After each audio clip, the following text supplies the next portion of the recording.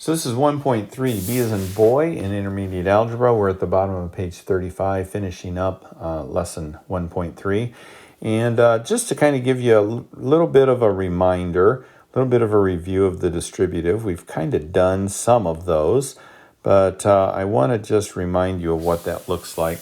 When you have a number or a letter, a variable, that is next to a set of parentheses, that means that that number or letter is multiplied by each term, each piece, separated by a plus or minus sign in that parenthesis. So this 3 is going to be multiplied by 2y, and then we're going to take it, we're going to multiply it by the negative 1. Okay, so let's go ahead and do that. 3 times 2 is 6, and we just tag the y onto it because there's nothing to multiply it by. Then we take the 3 times 1 and get 3, and this sign right here tags along. And when you do that, you take the parentheses off, and then we have plus y.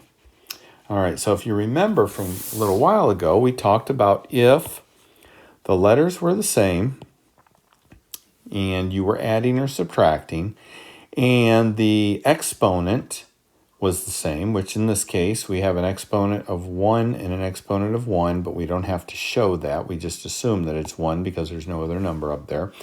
That means we can combine this term and that term.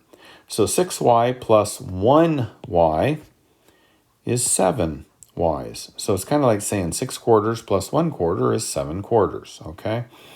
And then we have minus 3. We didn't find any other piece to this expression that was just a regular old number. So we don't do anything to it. It just stays as the minus 3, and it's simplified as much as we can go. All right, so let's continue on here. I'm looking at example 16.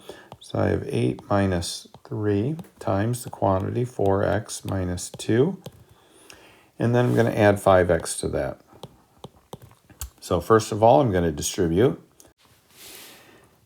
So as we distribute, we're going to do the negative 3 times 4x, and we're going to get negative 12x because a negative times a positive gives me a negative because of that there being an odd number of negatives, that negative 3.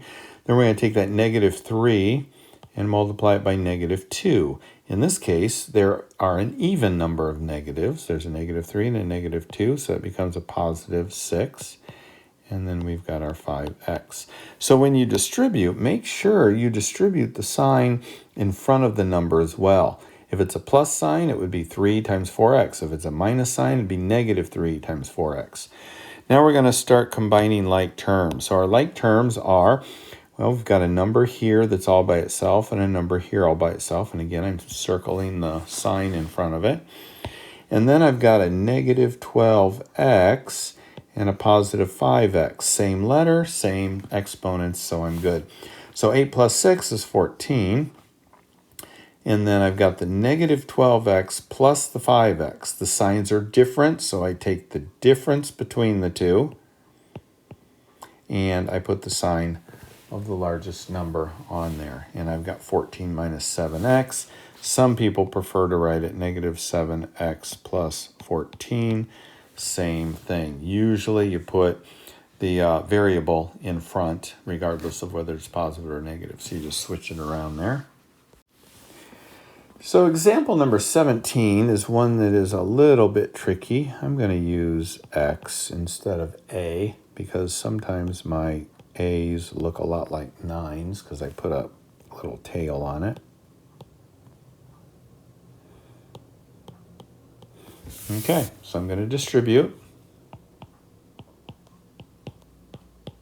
And this is where it gets tricky. This minus sign pretty much says when I take the parentheses off, I'm going to take the sign and change it on everything. So my 6 is going to change to a negative.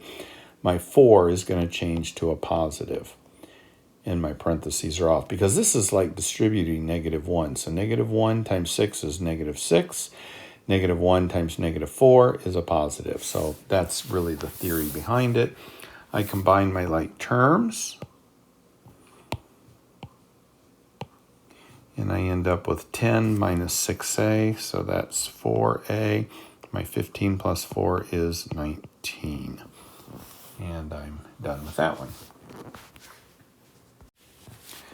So the last part of section 1.3 is dividing fractions. And again, this is just a bunch of review from earlier years.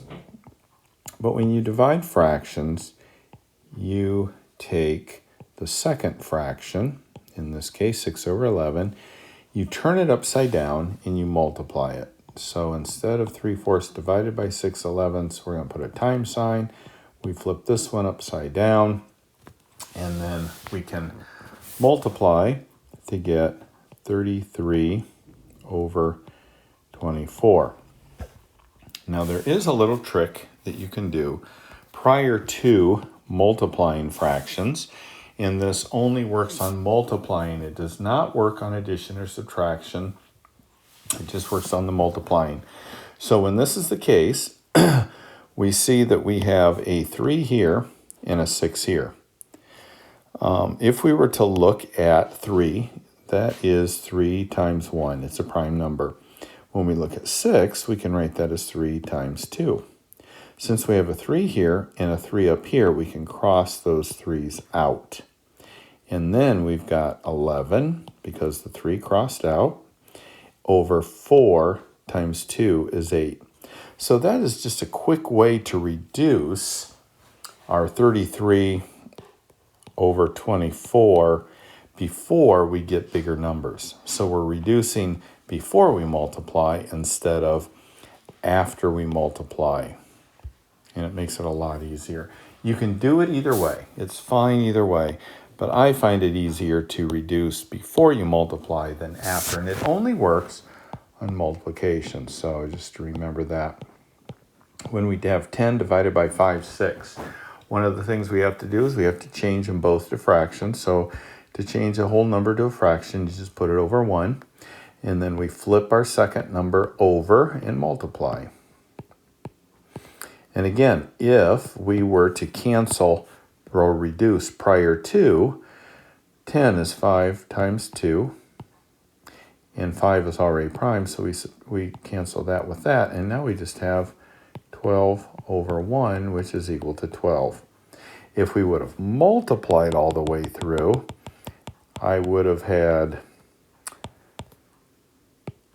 60 over 5 and then had to reduce that, and that would reduce to 12. But it's easier to do it before you do the multiplication because they're smaller numbers that you're working with, and you can do a lot more of it in your head that way. All right, example 20, negative 3/8 divided by 6. So this can be written as a fraction. You want them both to be fractions. Turn the second number upside down and multiply. And we've got negative 3 over 48 for our answer, and then that can be reduced. Or if you like the way I did it, where you reduce before you multiply, I can look at the 6 down here as being 2 times 3. So I've got a 3 here and a 3 here. Now I did not cancel that negative sign. I just canceled the 3. So I've got negative 1 over 8 times 2 is 16. And so that negative came up. So just that's a key thing to remember when you want to cancel prior to multiplying. You only cancel the number, not necessarily the sign. Okay? If they both had a negative sign, if this was a negative 3 here, we could cancel the negative with the negative 3 here.